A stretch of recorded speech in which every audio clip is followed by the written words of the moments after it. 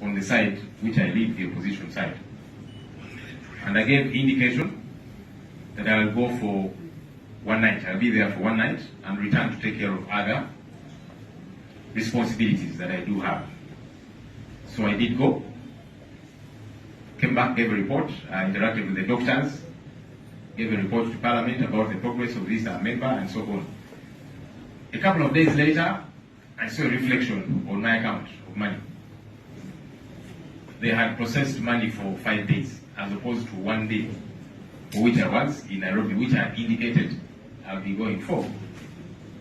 But I'm told they were processing for several others, so it was done collectively. I said, okay. But as is normally the case, as we should be accountable as leaders,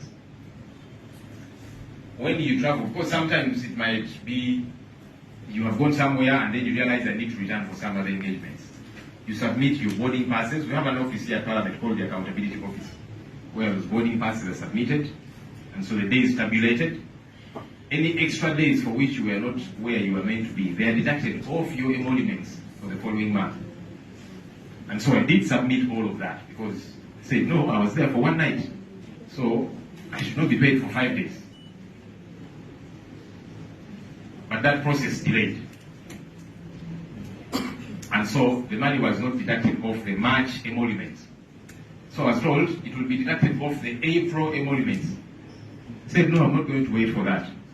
So I withdrew money from my account for the 4 days, and I went and deposited that money in the accountability office. And I got a receipt for it. Because I said, I don't want this matter to take longer than it should. Yeah? So if you're waiting to deduct it off my pay of April, I'm not going to wait for that. I don't want people to misuse it.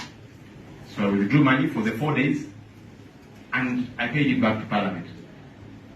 That's what we ought to do as accountable leaders. Even though, like I'm saying, I think that's for, I was meant to be there for one night, but in process it can happen.